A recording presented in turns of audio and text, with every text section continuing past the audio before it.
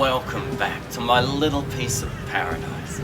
And you know, every time I say that I get more and more excited. And you should too, because it means you are one step closer to achieving yours. You know, most people that win the lotto don't necessarily end up being happy. In fact, a lot end up bankrupt because they do what they believe to be right and spend their winnings on a new house and car, etc., believing they are being responsible by buying assets, but they have no financial intelligence and don't know the difference between an asset and a liability.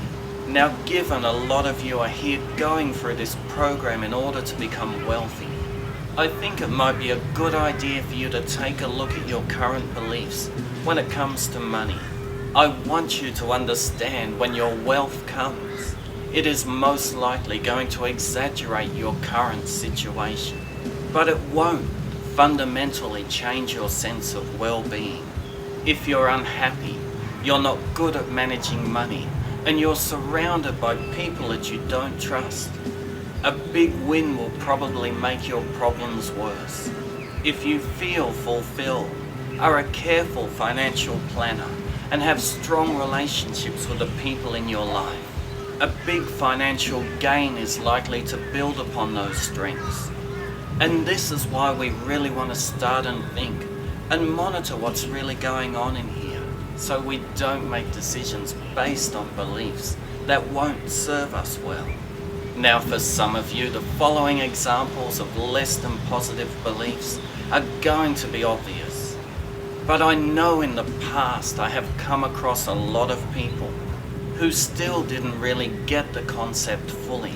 So I'm going to give a few examples of some less than positive beliefs to consider, just so we are on the same page. If I'm happy now, I won't be motivated to change anything. I can't change. This is just the way I am. My feelings are natural reactions. They're not something I can control. If I control my feelings, I'll be a robot. I have to have love, sex, money, etc. in order to be happy. If I don't feel guilty, I'll continue to do bad things. You have to do some things you don't want to in this life. No pain, no gain. No one can be happy all of the time. People who are optimistic aren't realistic.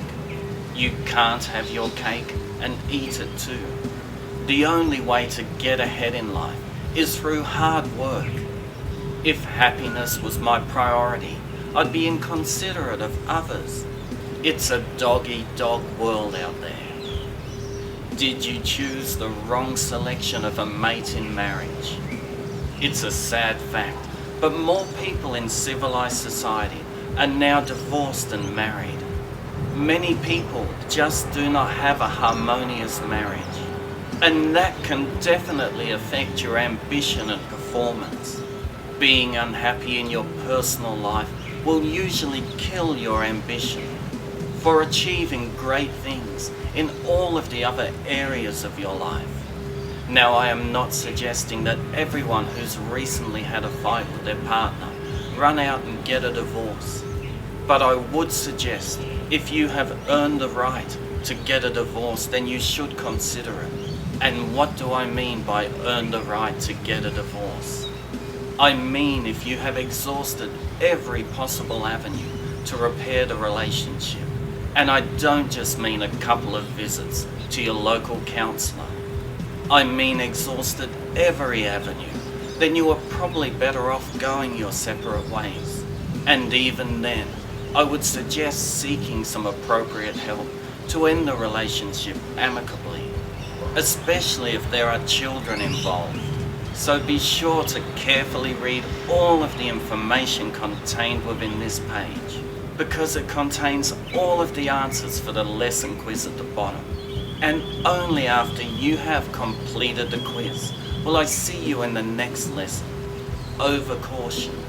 And remember, whatever you do to yourself.